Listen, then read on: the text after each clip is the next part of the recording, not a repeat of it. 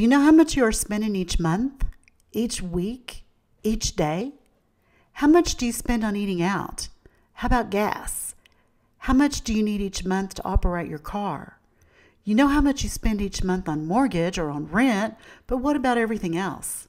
To reach your financial goals or to maintain your financial plan, you have to know the facts of how much you spend and how much you make each month.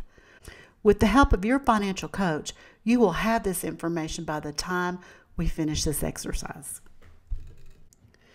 If you don't have a coach, simply go to connectsource.org and you can request one from there.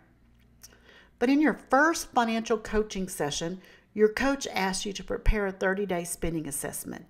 To make this assignment a bit easier, we have developed this on-demand video with step-by-step instructions on how to complete the 30-day spending assessment for your next appointment. So as you move through this, pause the video and try it yourself. But before we start, we need a few things. We need Excel on your computer. We need you to open the 30-day spending assessment from your workbook on page 4 and your online ID to your bank. Then, if you have not already done so, check off all the ways you spend and your income source on your checklist from page 3 of your workbook. And last but not least, if you're in a financial coaching session, make sure your screen sharing is turned off while you're logging into your bank. It's important not to share any login or account information with anyone. Okay, let's get started. So go to your bank and log in online.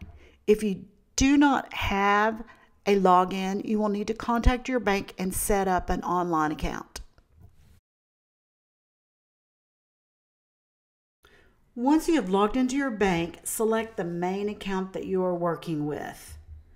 Next, look for the download button and not the statements and documents tab. This is a PDF file and it won't work with what we're doing. If you're having trouble locating the download button, pause this video and check the help section on your bank's website, or you can go back to page 4 of your coaching manual and see if we have detailed written instructions on how to find the download button for your bank. Then select the current date range.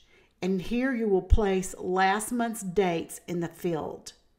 Next, you'll select the file type, and then you'll select Microsoft Excel format. Not all banks have this listed as Microsoft Excel format, and even some of the credit unions do not have this as Microsoft Excel. So in that case, look for CSV or tab delimited, and Excel will pop open. Okay, once your Excel download opens, it'll look something like this. However, your bank's field in the Excel file may read a bit different.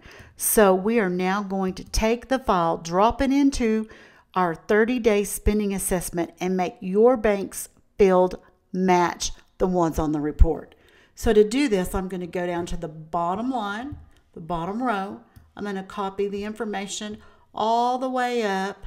And I'm going to stop at row 6 with the title because you will not need the information that is in row 1 through 5. You just need the date, the description, the amount, and in this case, the running balance. So I'm going to select Edit. I'm going to select Copy. And then what I'm going to do is I'm going to select the 30-day spending assessment that we opened at the beginning of this tutorial. I'm going to select it. I'm now going to go over to my first blank row and column, which in this case is row 3, column A. And I'm going to click it once. I'm going to go to Edit, and I'm going to do Paste. Okay, and the next thing that I'm going to do, as you see, we have the date, and that lines up correctly. We have the description, and it lines up. However, the withdrawal shows as the amount. So it shows both deposits and withdrawals under column C. And then we've got the running balance listed where we need the deposit. So the first thing that I'm going to do is I'm just simply going to select the running balance, and I'm going to take that information out. I'm going to hit clear contents. Okay, the next thing that I'm going to do is I'm going to come over and I'm going to look under the amount field. I'm going to go ahead and delete amount, because what I want here is I just want withdrawals. So I'm going to come through and I'm going to select any deposits that were made to the account. And I'm going to move it over to the deposit field. So there's the first one. We have another one here on row 26. So I'm going to select that. I'm going to move it over. Let's look and see. And the way I know that those are deposits, again, it states it as a paycheck deposit. It also shows it as a plus and not a negative. So I've moved all of those over. So what we need to do next is we need to come in and we need to take out the minuses, because we don't want this to subtract on our Excel spreadsheet. Now, the easiest way to do that is to simply go up to Edit, select your Replace, or Find and Replace. Depends on whether you're on a Mac or a PC. And what we're going to do is we're going to put in that minus, and we're just simply going to replace it with a space. And then what we're going to do is we're going to do Replace All. As you see, it's going to take away 36 instances, and we're going to say OK and close. So now you see all the minuses are now removed from our document. So now we've got the date that lines up, we've got the description that lines up, we've got the withdrawal, and we've got the deposit. So just to clean this up just a little bit, I'm going to go ahead and delete that date. I'm going to delete that description, because we know we've got everything removed. Now, if you forget how to remove the minuses, we have made a little note right here at the top. Remove all is Control K or Command K, depending on whether or not you are on a Mac or a PC again. So now what I'm going to do, I'm going to go down here to the bottom, and I'm just going to copy the information that we have. Do not copy the whole entire spreadsheet. If you do that, it will remove the formulas that we will need. So I'm going to go down to column D, row 40, and I'm going to copy this information. Okay, before we copy this information over to the 30-day assessment tab, I just want to make one comment. Here at the bottom on row 42 and 43, you will note that there is a place for you to add your credit card. Also, don't forget to add any other bank accounts, savings accounts, or cash that you spend throughout the month to your 30-day assessment. Our next step is to paste the information into the 30-day assessment. So to do that, I'm going to go up to Edit, and I'm going to select Paste, and it places all the information on that tab. So our next step is to begin categorizing each of the items. So to do this, I'm going to select column E, row 3, and if you notice when I did that, a drop-down arrow appeared. I'm going to select that. And for this one, it's cash, so we're going to assume it's cash other. The next line is for a doctor's appointment. I'm going to categorize it as medical doctor. And so in other words, we're going to go through each one of these and select a category for each item. Our next one is a paycheck deposit, which is a salary. So we're working with the net because it's the deposit from the paycheck. So I'm going to select income salary.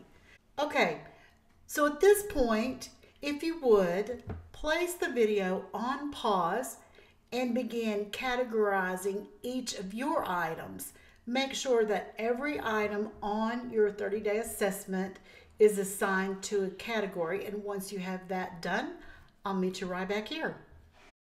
Okay, now that you have each of the line items categorized, our next step is to simply select the monthly and expense tab located at the bottom of the spreadsheet, and voila, it fills everything out for you.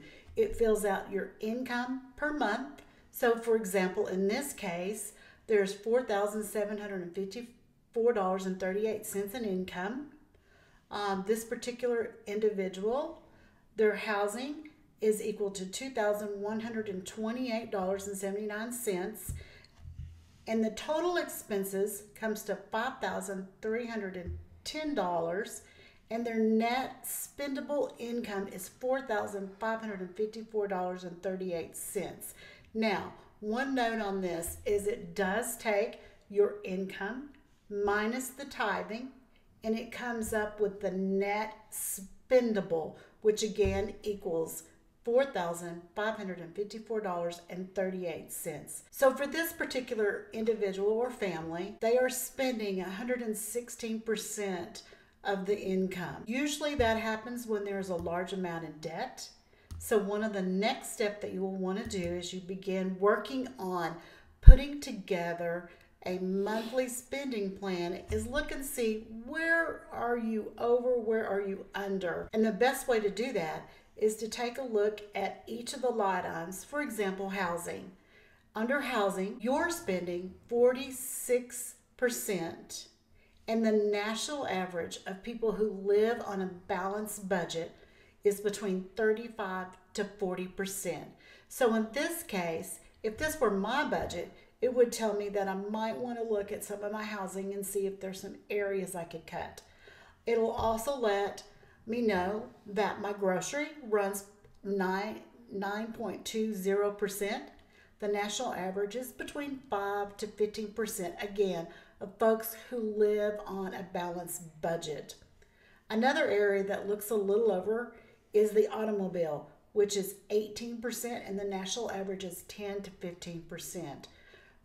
For me, this is the first place I would start when I'm working on trying to balance a budget, is to look at what areas am I under, which areas am I over, and begin cutting there, because our goal is to have our expenses equal our spendable income and have a balanced budget. So join us on our upcoming video on how to put together a balanced budget. Thank you so much, and have a blessed day.